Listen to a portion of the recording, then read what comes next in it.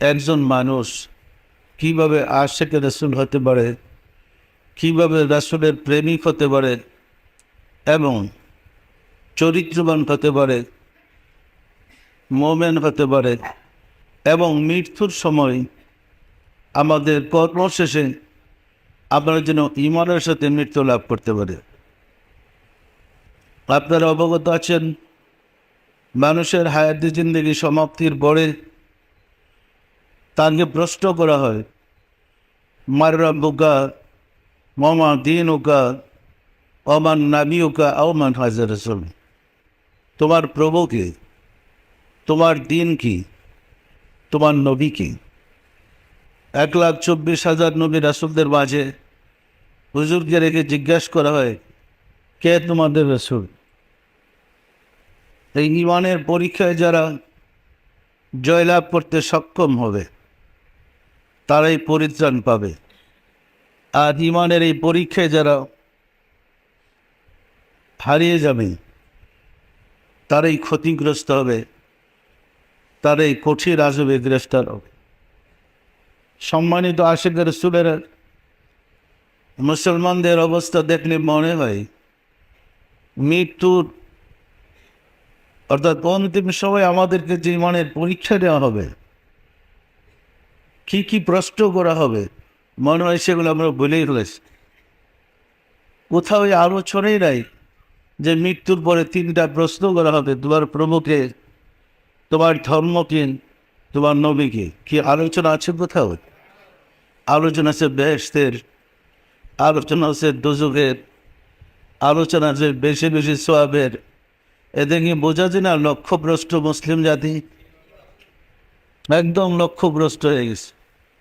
আপনার সারা দুনিয়ার বই বললে লাভ কি? সিলেবাসে ফেল করলে আপনার সিলেবাসে পরীক্ষায় যে প্রশ্ন আসবে সেগুলো না পড়ে সারা দুনিয়ার আউট বই পড়েন, লাভ কি? সারা জীবনের ইবাদত বন্দেগীর মূল্য কি? রাসূল যে বিধান দিয়ে গেছেন যার উপর আপনার ঈমানের পরীক্ষা হবে, সেই বিষয় না জেনে আপনি সারা জীবনের ইবাদত করলে লাভ কি? হুজুর সাল্লাল্লাহু আলাইহি ওয়াসাল্লাম যে বিধান দিয়েছেন সেটা হলো মার রাব্বুকা, তোমার প্রভু কি। হায়াতের জিন্দেগিতে প্রথমত আপনাকে চিনতে হবে কি আপনার প্রভু। ওমা দীনুকা, তোমার ধর্ম কি। যে যাহা ধারণ করে উহাই তার ধর্ম। অর্থাৎ তোমার চরিত্রটা কি, শান্তির না অশান্তির? তুমি কি শান্তির চরিত্র ধারণ করেছো না সন্ত্রাসীর চরিত্র ধারণ করেছো? আমার দিন উগার অর্থ কিন্তু তাই, তোমার ধর্ম কি। ধর্ম কি দেখানো যায়? ধর্ম যে যাহা ধারণ করে ওই তার ধর্ম। চোরের ধর্ম কি বলেন তো? কুকুরের ধর্ম কি বলেন তো? তাহলে বোঝা যায় কুকুরের চরিত্র কেউ কেউ করা, চোরের চরিত্র চুরি করা। ধর্ম বলতে একটা চরিত্রকে বোঝায়। তোমার চরিত্রটা কি, শান্তির না অশান্তির? এই ব্যাখ্যা দিতে গিয়ে আল্লাহ রাসূল বলেছেন, আল মুসলিমু মান সালিম আল মুসলিমুনা মিন লিসানিহি ওয়া ইয়াদিহি। আল্লাহ রাসূল ফরমান, সেই প্রকৃত মুসলমান যার হাতের দ্বারা এবং মুখের দ্বারা অন্য মানুষ নিরাপদে থাকে। রাসূল কিন্তু বলে না সে প্রকৃত মুসলমান যে জুব্বা পড়তে পারে, পাগড়ি পড়তে পারে, ডিলারগুলো লইতে পারে, লম্বা একটা দাড়ি রাখতে পারে, তাকে মুসলমান বলে না। মান সালিম আল মুসলিমুনা মিন লিসানিহি ওয়া ইয়াদিহি, সেই প্রকৃত মুসলমান যার মুখের দ্বারা হাতের দ্বারা কেউ কষ্ট পায় না। পরিষ্কার না পরিষ্কার না? যিনি শান্তির চরিত্র ধারণকারী তাকে মুসলমান বলে, যার মধ্যে শান্তির চরিত্র নাই সেও মুসলমান। আমরা কি শান্তির চরিত্র ধারণকারী মুসলমানদের অন্তর্ভুক্ত আছি? নাই, কিন্তু নাই নাই, একদম হারিয়ে ফেলেছে। মুসলমানদের চরিত্র দেখলে জিরো। শান্তির চরিত্র আমাদের মাঝে নাই।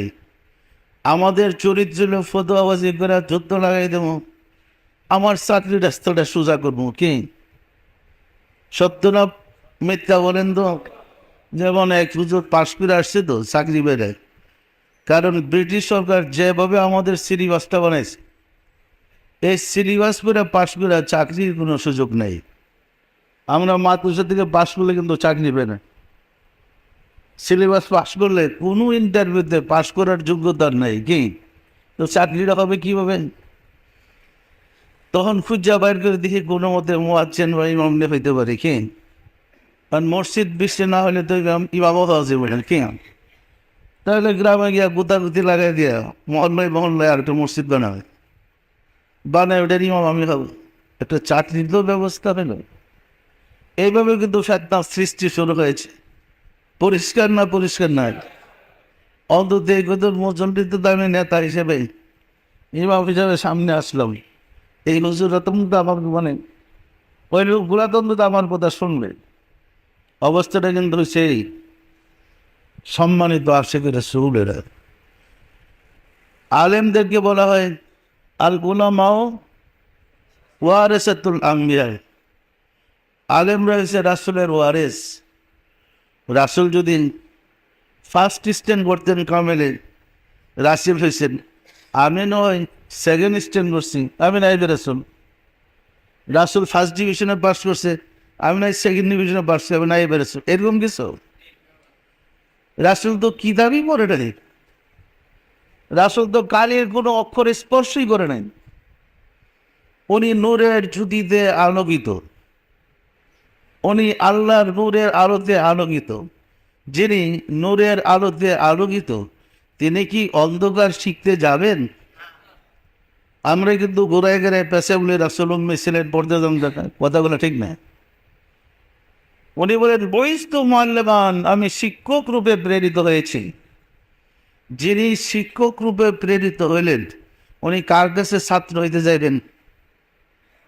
উনি বলেন আমি শিক্ষক রূপে প্রেরিত হয়েছি। আল্লাহ ওনাকে শিক্ষক হিসাবেই পাঠিয়েছেন, তো ওনার শিক্ষক আবার কে? কি বোঝার ব্যাপার আছে না নাই? সম্মানিত আশিকে রাসূলের, উনি তো শিক্ষকই, সমগ্র সৃষ্টির শিক্ষক তিনি ছিলেন। উনি ছিলেন নূরের আলোতে আলোকিত। যিনি নূরের আলোতে আলোকিত, উনি কালির অক্ষর পড়তে যাবেন কেন? তা আমরা পেশায় পুষায় বলি যাতে খটকা না লাগে। জিবরাইল সিনার সাথে সিনায় বলে ইকরা পড়ুন, উনি বলেন মা আনা বিকারিন, আমি পড়তে বসতে। অনুবাদটা করুন কি বলেন? অনুবাদ করার তার ভাষা পাইতেছিল। যদি বলি উনি পড়তে যান, এটা চরম বেয়াদবি। উনি বলেন আমি শিক্ষক রূপে প্রেরিত হয়েছি, আমি বলি কেমন? উনি বলে পড়তে যান এটা। তা আমরা পেশায় পুষে বলি যে আমি পড়তে অভ্যস্ত নই, ঠিক এরকম বলি না। এই কথাটা কিন্তু সঠিক হয় না। কথাটা এটি সঠিক হয়, আপনি নূরের আলোতে আলিঙ্গিত, আমি কালির অক্ষর পড়ব কেন? ব্যাখ্যাটা কিন্তু এই হয়, যেহেতু বুখারী শরীফের প্রথম কিতাবুল ঈমানের হাদিস ওহীর সম্বন্ধে যে কথাটা বলছেন, জিবরিল এসে বলছেন ইয়া মুহাম্মদ ইকরা, হে রাসূল আপনি পড়েন, হে মুহাম্মদ তুমি পড়ো। রাসূল বলেন মা আনা বিকারিন, আমি পড়তে অভ্যস্ত নহি। আছে কিন্তু হাদিসটা, আছে না নাই? সম্মানিত আশিকের রাসূলের, ওটা কি পড়াবেন? আচ্ছা বলেন তো, হযরত জিবরাইল ইসলাম আল্লাহর নূরে রাসূল পয়দা, রাসূলের নূরে তামাম জাহান পয়দা। জিবরাইল কার নূরে সৃষ্টি? ছেলে পারে বাপেরে পড়েতে, কি অবস্থা কোন? কিন্তু তারপর তো আমাদের বলতে হবে, এ কিন্তু রহস্যই থেকে গেল। আর হাজার রহস্য জানলো খোলামেলা বললে একটা বেশ লেগেছে। কি বলছি আমার কথা বুঝছে তো বুঝেন নাই? আমরা পবিত্র পুরাণে যা গবেষণা করে দেখেছি, হুজুররা গবেষণা করেন, দেখা যায় আল্লাহ বলেন আমি নিজে রাসূল কাছে ওহী করেছি, আল্লাহ বলেন আমি রাসূলকে বলেছি, আল্লাহ বলেন আমি আপনাকে পড়াবো, আল্লাহ বলেন আমি আপনাকে গর্বের সাহায্যে শিক্ষা দেবো। এখানে কিন্তু জিবরাইলের কথা বলে নেই। অনেক আয়াত পেয়েছি, আল্লাহ বলে আমি পড়াবো। আল্লাহ যদি রাসূলকে পড়ায়, মধ্যে আবার কে যে পিছিয়ে গেল? বোঝার ব্যাপার আছে না নাই? সুতরাং তরিকতে সাধনা করেন, অন্তত আল্লাহকে তো চিন্তা লোন পরে জিবরাইলকে চিন্তা। কে? সম্মানিত আশিকের রাসূলের, আসলে অবিশ্বাস্য হলেও সত্য, আমরা যেহেতু রাসূল থেকে অনেক পরে আসছি, আমরা রাসূলের জবরে আসে নাই। আমরা যখন আসছি বাংলাদেশে বাংলা মায়ের বলে খুলে এবং আমাদের মাতৃভাষা বাংলা, এরপরে আমরা রাসূল এসেছে প্রায় ১,৫০০ বছর পরে আসছে। আমাদের পক্ষে হুজুরের বাড়িগুলোকে বিশ্বে বাইর করা যথেষ্ট কঠিন। কঠিন না সহজ বলেন তো? এই আমি যে আপনাদের সামনে কথাগুলো বলছি, আমার আড়ালে গিয়ে আপনারা আমার কথাগুলো শুনে ব্যাখ্যা করেন, ওইতে আমি যা বলছি বাড়াইবেন, না হয় আমি যা বলি নাই তা সংযোজন করবেন। ক্ষোভও কিন্তু আমার কথা বলতে পারবেন না। তো বিজ্ঞানের উন্নত যুগের সুবিধা হচ্ছে, যেহেতু ক্যাসেট আছে, ক্যাসেটটা সাইডে দিলে খুব বাঁচতে থাকবে। কি সত্য না মিথ্যা বলেন? ওই যুগে তো ক্যাসেট ছিল না। হুজুর যে বাড়িগুলো দিয়েছেন, বাসায় গিয়ে এটা বর্ণনা করছে সাহাবীরা। তিনি তার ছেলের কাছে, সে তার ছেলের কাছে, সে তার ছেলের কাছে যাইতে দেখেন ২০০ বছর পরে আবু হুরায়রা সংকলন শুরু করেছে। ২০০ বছরে কত পুরুষ চলে গেছে। তবু সেই কথাগুলা ঠিক রাখা সহজ না কঠিন বলেন তো? ভীষণ কঠিন। হয়তো কেউ বাড়াইছে, কেউ কমাইছে। ইমাম বুখারী বলেন, আমি একটা হাদিস যার কাছে শুনেছি, আবার ওই রকম হুবু আরেকজনের কাছে গেছে, সে যদি হুবু এরকম বলছে, কিংবা দু একটা শব্দ ব্যাসঙ্গল এটা বাদ দিয়ে দিচ্ছে, ওইরকম ৩-৪ জন মিলে যখন দেখছি যে একরকম হচ্ছে, তখন আমি মনে করছি এটা সহিহ হাদিস।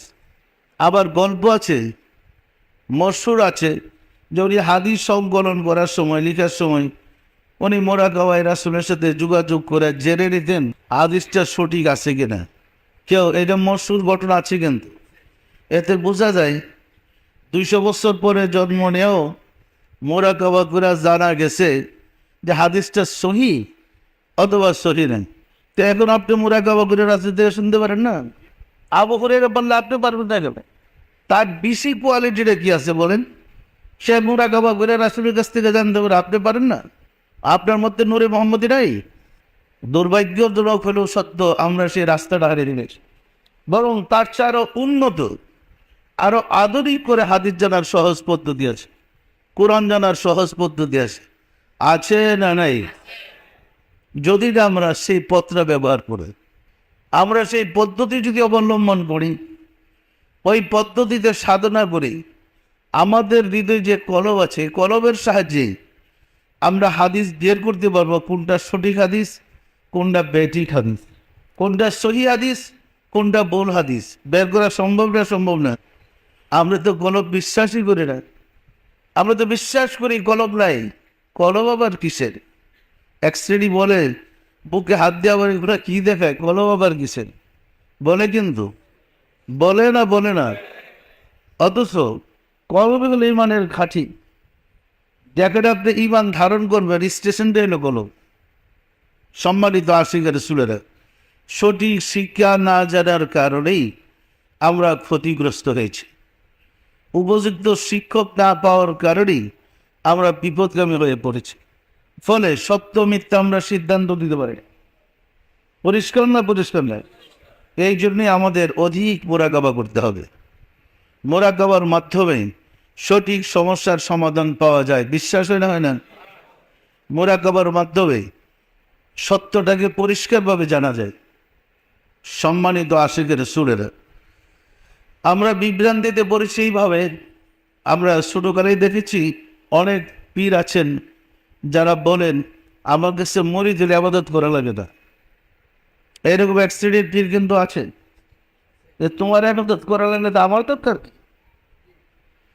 আমার মুর্শিদ পীরানে পীর দস্তগীর সুলতানুল মাশায়েখ সুলতানিয়া মুজাদ্দাদিয়া তরিকার ইমাম শাহ চন্দ্রপুরী রাহমাতুল্লাহের দরবারে যাওয়ার পরে বাস্তবেই বুঝতে পারলাম, উনি প্রায় বলতেন, যিনি উপযুক্ত শিক্ষক তিনি ছাত্রকে উপযুক্ত করে ছেড়ে দেবেন, যেন ইমানের পরীক্ষায় ছাত্র নিজে উত্তীর্ণ হইতে পারে। আর যিনি উপযুক্ত শিক্ষক নন, তিনি ছাত্রকে যোগ্য করতে পারে না, ফলে নকল করতে গিয়ে সেই জেলে যায়। সত্য না মিথ্যা বলেন? যিনি উপযুক্ত শিক্ষক, সে তো মুরিদকে ইমানদার বানাই দিবে, কোর্স করে দিবে, যেন সেই ইমানের সাথে পার হইতে পারে। পরিষ্কার না? পরিষ্কার নয়। ফলে আমরা তো এমনি ফাঁকিবাজ, আবার সুযোগ পেয়েছি যে পীর ধরলে আর আবাদত বন্দেগী লাগে না কি? আমরা প্রয়োজন মনে করি না, আবাদতের দরকার আছে, যা আছে বাবাই করে দিব বলি, কিন্তু এই ধারণাটা মস্ত বড় ভুল। আমাদের তরিকতের নিয়মিত আপনাকে কোর্স করতে হবে, আমল করতে হবে, প্র্যাকটিস করতে হবে। এই লক্ষ্যেই প্রত্যেক এলাকায় যেন খানকা শরীফ নির্মাণ করে এবং নিয়মিত তালিমের ব্যবস্থা করে, জাকের পুরুষ এবং নারী। হাদিসটা এরকম, তালাবুল ইলমি ফারিদাতুন আলা কুল্লি মুসলিমিন ওয়া মুসলিমাত। প্রত্যেক মুসলমান নর ও নারীর উপরে আল্লাহকে জানার বিজ্ঞান শিক্ষা করা ফরজ, আল্লাহর পরিচয় লাভ করা ফরজ, আল্লাহকে চেনার পরিচয় লাভ, আল্লাহকে চেনা, আল্লাহকে জানা, আল্লাহর পরিচয় লাভ করা ফরজ নারী পুরুষ সবার। কারণ নারী পুরুষ সবাইকে ইমান নিয়ে কবরে যেতে হবে, পরিষ্কার না? পরিষ্কার না? সুতরাং যে বিদ্যা শিক্ষা করলে আমি ইমানদার হব, যে বিদ্যা শিক্ষা করলে আশিকে রাসূল হব, যে বিদ্যা শিক্ষা করলে আমি রাব্বুল আলামিনকে পাবো, সেই বিদ্যা শিক্ষা করা ফরজ না? ফরজ না? সুতরাং আমাদের প্রত্যেক নারী এবং পুরুষ সবাইকে অন্তত তরিকার কোর্সটা কমপ্লিট করতে হবে। প্রতিনিয়ত রুটিন অনুযায়ী আমরা ফজরে কি আমল করি, জোহরে কি আমল করি, মাগরিবে কি আমল করি, এশায় কি আমল করি, রহমতের সময় কি আমল করি, নারী পুরুষ সবাইকে শিখতে হবে। শিখতে হবে না? হবে না? এই কোর্সটা কমপ্লিট করে সারলে নিয়মিত আমাদের রুটিন অনুযায়ী আমাদের মুরাকাবা, ফাতিহা শরীফ, নফল শরীফ, মোনাজাত শরীফ, মিলাদ শরীফ নিয়মিত আমাদের আমল করতে হবে। সম্মানিত আশিকে রাসূলেরা, কেন প্রতিদিন মৃত্যু পর্যন্ত আমাদের আমল করতে হবে? এর কারণ আছে। একটা মানুষ বেঁচে থাকার জন্য জন্ম থেকে মৃত্যু পর্যন্ত তাকে পারাহার করতে হয়, না সে তো বাঁচবে না। আমাদের রূহকে সজীব সতেজ করার জন্য, ঈমানকে মজবুত করার জন্য নিয়মিত আমাদের ওজিফা আমল করতে হবে। এই ওজিফার মাধ্যমে ফায়েজ অর্জন করে আমাদের আত্মাকে আমরা পরিশুদ্ধ করব, আত্মাকে শক্তিশালী করব। ফায়েজ হাসিল করতে না পারলে আত্মা নিষ্ক্রিয়, দুর্বল হয়ে যায়, আস্তে আস্তে ঈমানটাও দুর্বল হয়ে যায়। পরিষ্কার না? পরিষ্কার না? সুতরাং আমাদের নিয়মিত তালিমটা শিখতে হবে, গ্রহণ করতে হবে, আমল করতে হবে। আমাদের সিস্টেম আছে, আমরা আপনাদের সবক বাড়াই দিই। সবক বাড়াইতে গেলে যদি আপনি নিচের সবক না পড়েন, আমি আপনাকে সবকটা বাড়াবো কীভাবে? আমার জন্য তো কঠিন হয়ে পড়ে সবক বাড়ানোটা। কঠিন না সহজ বলেন তো? আমি তো চাই সবাই সবক শিখো। যেমন আজকে আমাদের এক জাকের এসে আমাকে বলতেছিলেন, বাবা আমরা তো সাপ্তাহিক মাহফিলে জলসায় আমরা জাকের বাইরে সবসময় মিলাদ পড়ি, তো আমাদের তো টানাটানি, তো আমাদের একটু মিলাদের তাবারুক পড়তে করতে আমাদের অনেক কষ্ট হয়ে যায়, এই কারণে আমরা নিজেরা মিলাদ পড়ি। তো আপনাদের একটা অনুমতি দিলে আমরা সাপ্তাহিক মাহফিলটা বাদ দিয়ে মাসে একটা করে মিলাদ মাহফিল করবো, দরবার থেকে হুজুর নিয়ে যাবো, অনেক মাইক টেক দিয়ে আমরা সুন্দর করে করবো, সবাই জানতে পারবে। আমি বললাম কোনো দরকার নাই হুজুরের। কি? একদম পরিষ্কার যে আপনারই মিলাদ পড়েন, হুজুর লাগবে না। যারা রাসূলের সাহাবী ছিলেন এরা হুজুরকে বাড়া করে মিলাদ পড়ে নেই, ধর্ম শিখে নেই। কি পরিষ্কার না? পরিষ্কার নাই? আমি কই যারা জাকের তারাই মিলাদ পড়ে। কি বলছি আমার কথা বুঝতে পারছেন? কারণ আপনাকে কলব থেকে আমি রুহে নিয়ে গেলাম, আমি কি খামাখা রুহে উঠে এলাম? আপনি যদি কলব পড়াইতে না পারেন রুহে কি পড়াবেন? আপনার রুহের সবক দেওয়ার লাভ কি? আপনাকে রুহু থেকে ছেড়ে নিয়ে গেলাম, আপনার যদি কলব পড়াইতে না পারেন সেরে সবক দিয়ে আমার লাভ কি? সের থেকে খফিতে নিয়ে গেলাম, আপনার কলব রুহু সের যদি পড়াইতে না পারেন আমি আকফাতে নফসে সবক দিয়ে লাভ কি? প্রত্যেকটা জাকের সে উপরের ক্লাসে গেলে নিচের ক্লাসকে পড়াইবার যোগ্য হইতে হবে। পরিষ্কার না? পরিষ্কার না?